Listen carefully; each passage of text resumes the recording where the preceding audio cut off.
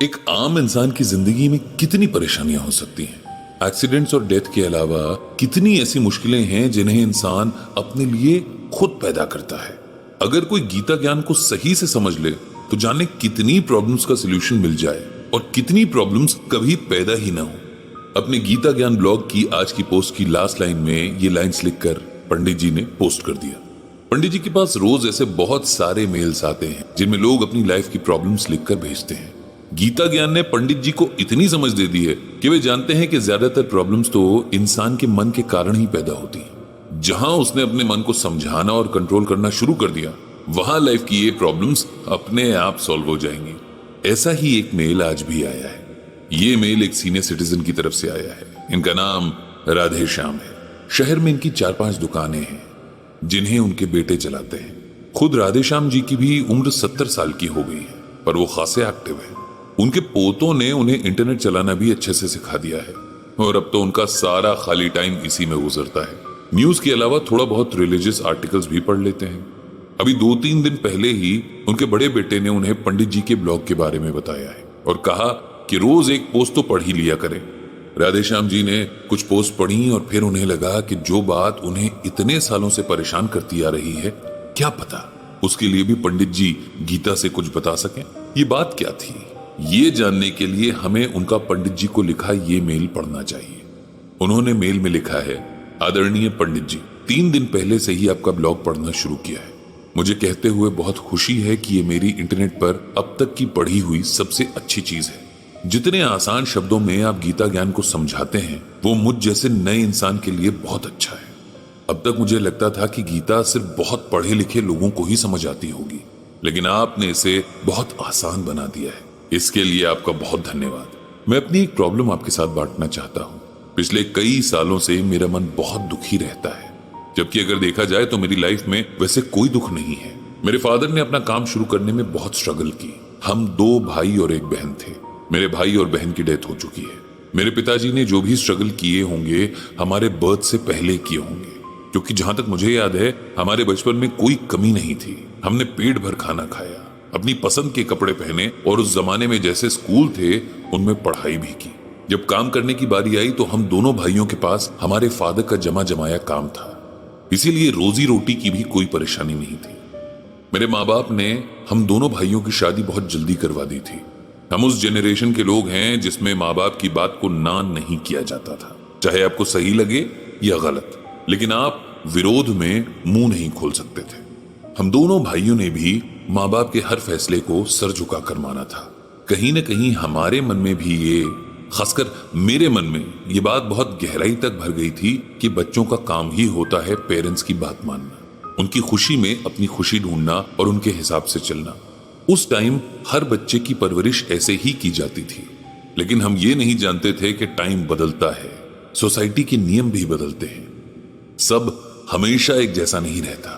मेरे पेरेंट्स की डेथ हो गई और जाने से पहले मेरे फादर ने हम दोनों भाइयों में बिजनेस का बंटवारा बराबर बराबर कर दिया था, ताकि आगे कभी हमारे बीच में कोई मनमुटाव ना हो।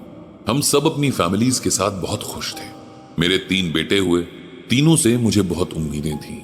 मैं तीनों के लिए प्लान करता था कि बड़ा वाला ये करेगा, बीच वाला ये करेगा और सबसे छोटा ये काम करेगा। मैं हमेशा उनके लिए सपने देखता, उनके अच्छे फ्यूचर के लिए खूब मेहनत करता। यहीं से मेरे दुख की शुरुआत हुई। मेरे तीनों बेटे मेरे सपनों के बिल्कुल उल्टे ही निकले। मैं उनसे जो चाहता था उसका बिल्कुल उल्टा करते थे।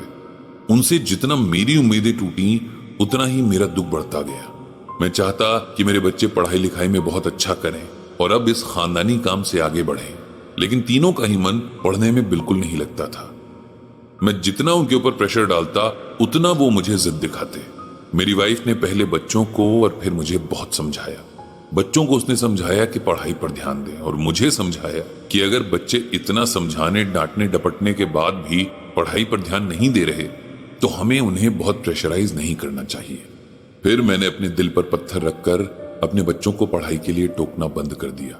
किसी तरह तीनों ने हाई स्कूल पास कर लिया और जैसे जैसे स्कूल छोड़ते गए दुकानों पर बैठते गए। इस तरह एक दुख हमेशा के लिए मेरे साथ लग गया कि मेरे बच्चे अपनी जिंदगी में कुछ बड़ा काम नहीं कर पाए। फिर बात उनकी शादियों की आई।